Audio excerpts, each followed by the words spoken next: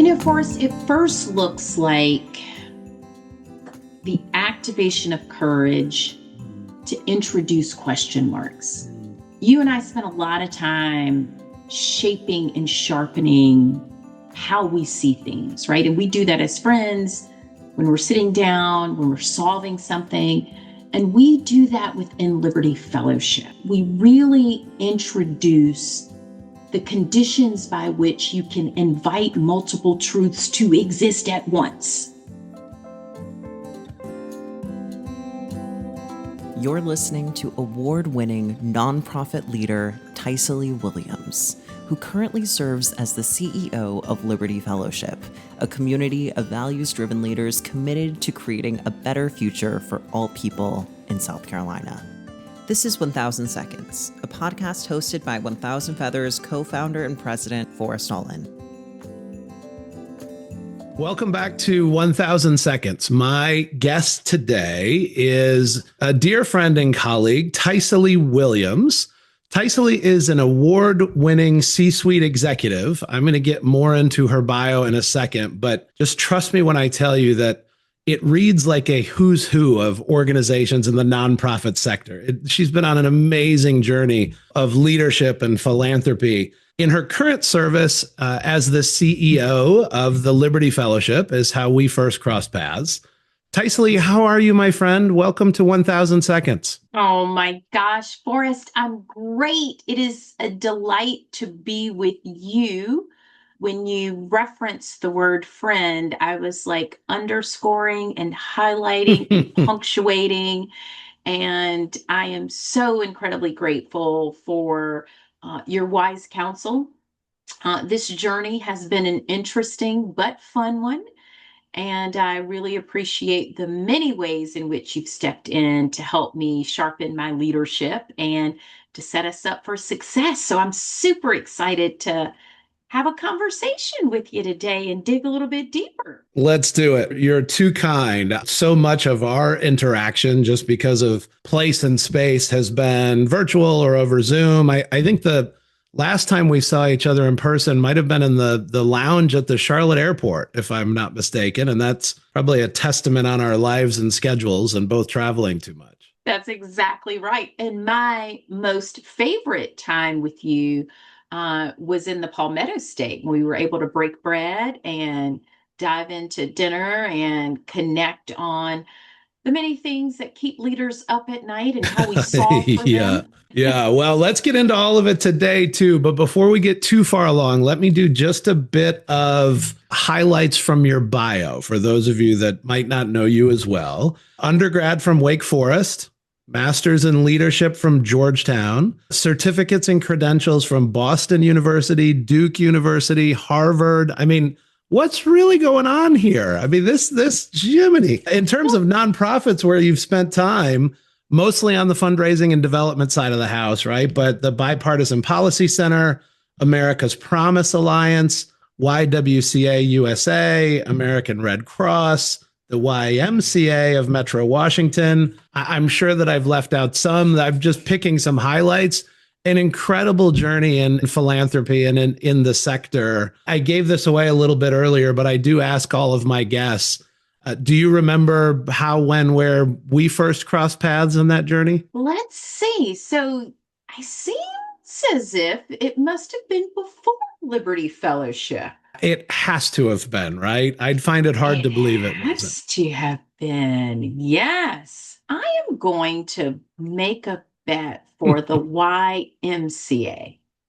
Could be. Yeah, you might be right. I have been thinking about this question too. And it was one of those things I remember when we were fortunate enough to have you join the Liberty Fellowship in this role, me thinking, surely Tycely and I have met before, right? We've yes. crossed paths. We've both been in the sector too long and in varying parts. I'll tell you one fun story. I don't think this is when we met. Do you remember roughly the years you were at America's Promise? Yes. That would have been 2020. Oh, wow. Okay. So that is not the answer to the riddle. I'm going to go way back. Okay. If I'm remembering correctly, America's Promise founded by, or at least the founding director, Colin Powell, right? That was Yeah. mid to late 90s, if I'm remembering Yes, correctly. that's So right. this was at the very beginning of my career journey. And Wow. actually, the very first professional conference I ever attended was in the summer of 2000. And it was an America's Wow. Promise gathering in Orlando with thousands of people. And I have Yes. always remembered and held on to that. And I forgot that you worked there until I was going back through your bio, and it gave me a good smile. I love it. Well, Michael Powell is also an Aspen Institute fellow. He is indeed. He So facilitated one of my group discussions not long ago. I love it. I love it. Well, Michael has carried on the family tradition, serving on the board of America's Promise Got Alliance, it. making sure he too is investing in pathways for caring adults to show up for young people with enormous promise and potential. And I so love that you had an opportunity to see it when General Powell was Yeah. out and about and Yeah. making just a really inspirational and incredible commitment. And so I Exactly thought you so. were going to say that you brought a little red wagon out. So most somewhere people, somewhere I have one. If you look close over here, how do I point? There's a little red flame, right? That looks a lot like the Liberty logo. In fact, it is. I love don't it. have my red wagon with me, but there's one in this office somewhere, I promise. And thanks for I love it. reminding me about Michael and that connection. I will follow up on that. So, Tycely, we've got a lot to get to. I want to talk about the Liberty Fellowship. I want to talk more about you and your journey. I want to talk about our shared love of South Carolina, all the Yes. things, and we'll do that right when we get back. Set your timers because Forrest's 1000 Seconds with Tycely Williams starts now. All right. So, Tycely, we teed up the Liberty Fellowship, your relatively new still position, right? 20-ish months, if I'm not mistaken, if my math's right. Yeah. I read a quote from you just recently that you described your 20 years as a fundraiser as, quote, grueling but glorious.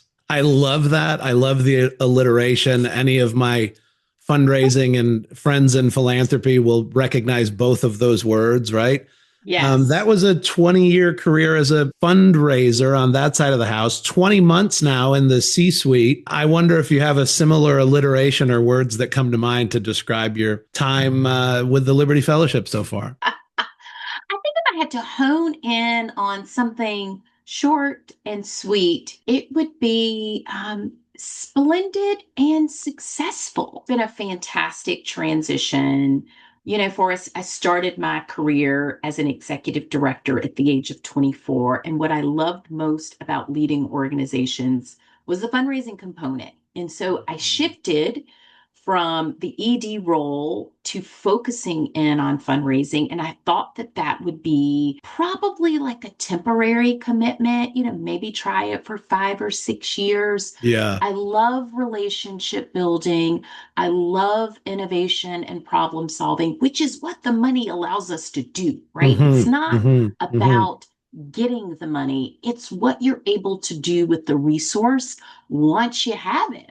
And so I became so incredibly connected to those in making investments. And it was just so glorious to see the return on the financial investment. For And sure. that's what kept me in the seat, right? Year after year, decade after decade, it was just so wonderful to play a small role in helping to be a matchmaker. I love that. And I love the relationship piece of it. And again, so many of our listeners are connected to the nonprofit philanthropic sector in some way. At the end of the day, it's a relationship-based business, right? And Absolutely. that is what we're trying to build. But as you said, also, we have the joy and pleasure of seeing a real return on those Yes. relationships that become investments that become outcomes. And that return might not be in a dividend or a stock price, right? But the return is Right. equally as valuable in whatever way we choose to measure that impact. Percent, my friend. Speaking of 100%. that, you now are at the Liberty Fellowship, right? And when we think about impact and outcome and all these things, I know that 20 months in, I know you well enough to know you've got the elevator pitch perfected. So tell us just a little bit about Liberty Fellowship for those who maybe don't know it as well. Liberty Fellowship is a public leadership organization.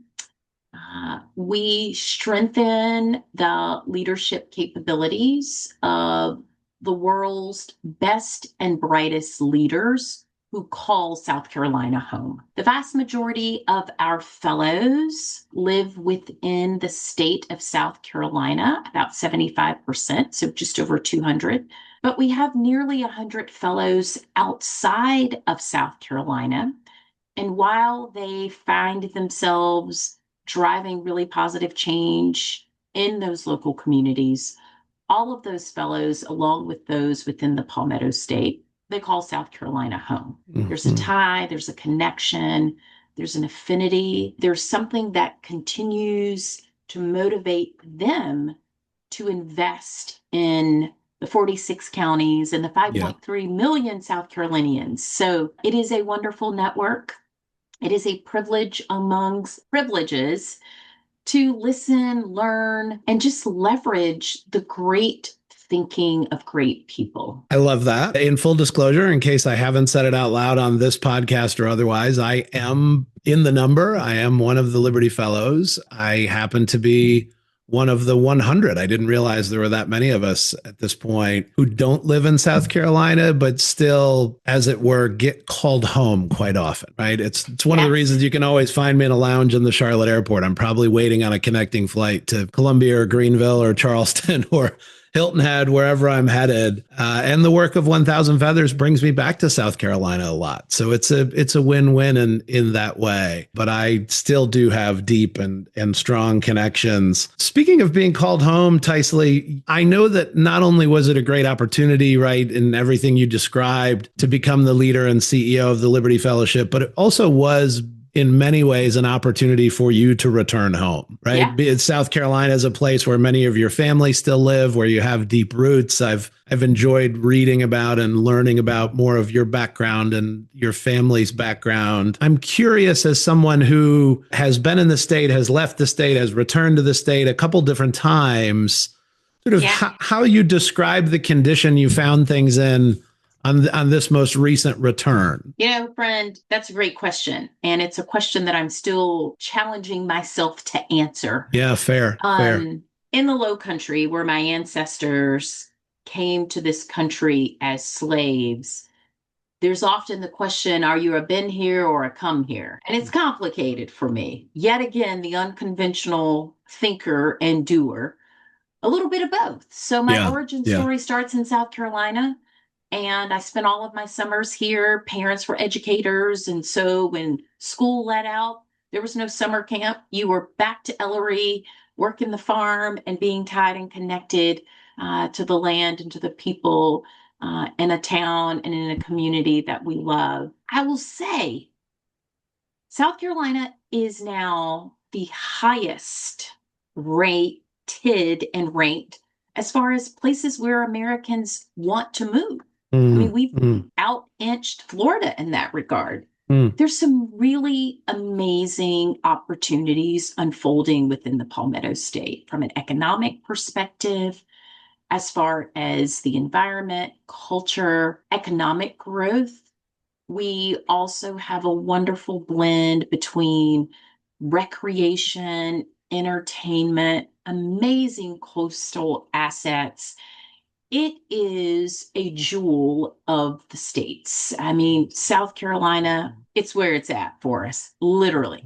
I will also say, like most places and spaces, when you've got the infusion of new and you're trying to maintain old, that's a bit of a struggle, right? You find yourself thinking through, how do we go about not losing our identity, but also looking at this moment with an open mind and an abundant centered mindset, right?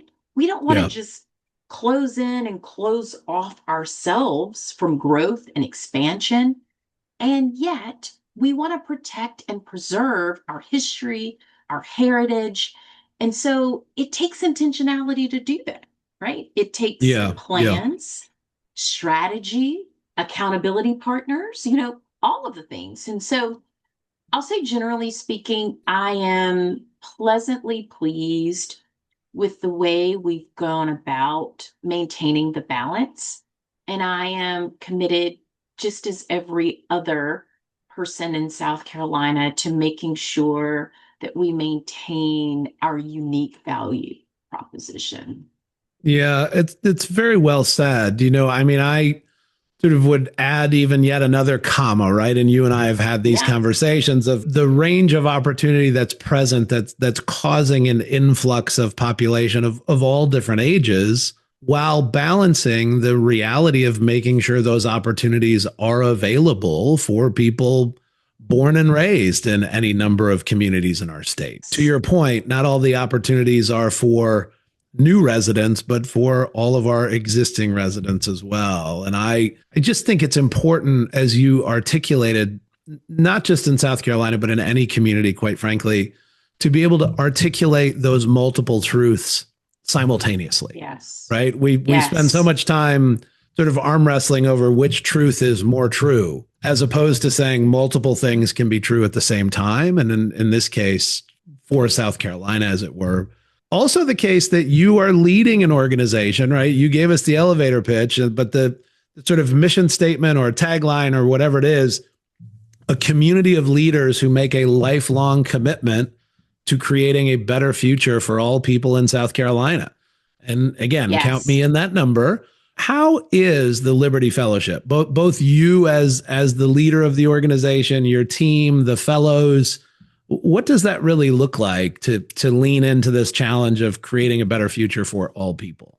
Forrest, it first looks like the activation of courage to introduce question marks, right?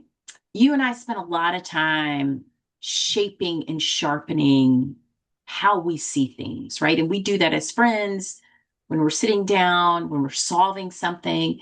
And we do that within Liberty Fellowship, right? We really introduce the conditions by which you can invite multiple truths to exist at once, I love it. right? You pose the questions. You step back and reflect on what might or could or would have been your answer. And you say, I'm going to step into this with exploration and curiosity because life has shifted. Things are changing.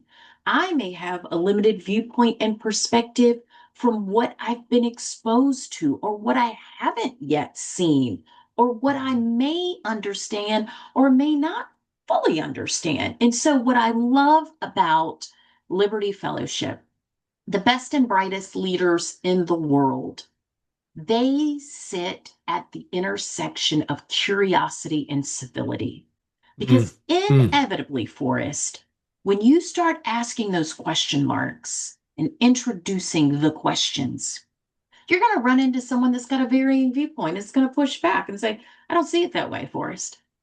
But the beauty is that you understand civil discourse. You value it. You know how to engage in a way that's not going to push me away because I have a varying viewpoint. It's actually going to pull me closer because you're going to say, tell me more. You're going to Yeah. say, let's dig into this. And you're going to do that with hopes of seeking an understanding, not necessarily an agreement, right? You don't have to double click and agree and co sign, but that's what good leaders do. Good Mhm. leaders understand that it's important to not only challenge the views of others, but to have enough courage to challenge your own views. And Yeah. that's what Liberty Yeah. Fellowship is all about. That's what you, as a Liberty Fellow, demonstrate day in and day out. And those are the types of behaviors and beliefs we want others to emulate and replicate. And so I'm just really, really grateful that you're out here evangelizing, and showing up in an authentic way and underscoring why it's important to do so. All of that is so important. I certainly hope personally that I'm living up to those expectations. I hope that people will feel that. What I will say is this. I don't know that I've put my brain around it in this way so clearly before, but listening to you talk, searching out that curiosity, even the discourse, obviously wanting that to intersect and layer with the civility piece. But what I find probably on some reflection is when I'm in rooms without curiosity and without some discourse, I get bored really quickly. Right. Or Yes. I find myself just like saying, like, you all aren't serious about changing this thing or solving this problem. And if we can't get curious, if we can't have some productive disagreement, if we can't have some courageous conversation, and a lot of that did come from the fellowship in terms of my training and my experience. But it's really interesting to think about that on the global scale as a leader, right? Either as Yes. a leader of an organization or in a community or of a movement, right? Our willingness to push that way. You also That's use right. the phrase, and it's not lost on me. I know why this phrase is important, but I'm going to ask you to say more about it. The activation of courage. When Yeah. I think of you, Tycely, and I want to sort of finish on the personal side a bit here. Every time I have a chance to be in places and spaces with you, I leave thinking about words like hope and inspiration, but also courage. And I Yes. had never known this part of the story, but activation of courage isn't a phrase you come by randomly. Tell That's us when right. that entered your lexicon and how you have really, again, tried to live that out. Wow. So, like you, as a lifelong learner, I found myself in structured educational settings. And I was so blessed and fortunate as a student at Wake Forest to learn from the incomparable Dr. Maya Angelou. It's so And cool. It's so it, cool. When I saw that in your bio, I had to go back and read it like 4 times. I was like, wait, what? What? such a blessing, Yeah. such a blessing. And what I do as often as I can is I interject and introduce the wisdom of my teacher. My teacher deposited so much within me and other students and individuals around the world. And I remember being at what I thought was a really important decision moment. And I didn't know it was an inflection point. I had never been introduced to that term and that word. Mm-hmm. Mm-hmm. But I had Mm-hmm. a question mark about what am I going to do with my life and myself after I graduate? The degree can't be the only measure of success. And Mm-hmm. Dr. Angelou introduced two important truths.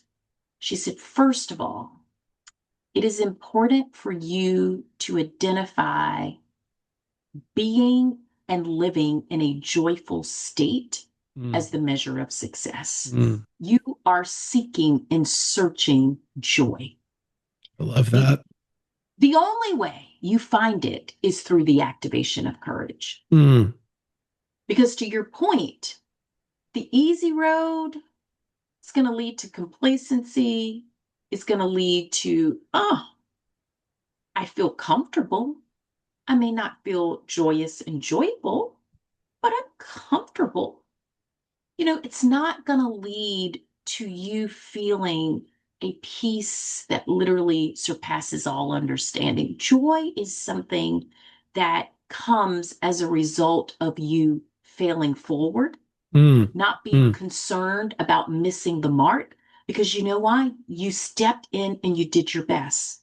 You sent the signal that you wanted to win, to be chosen, to be promoted.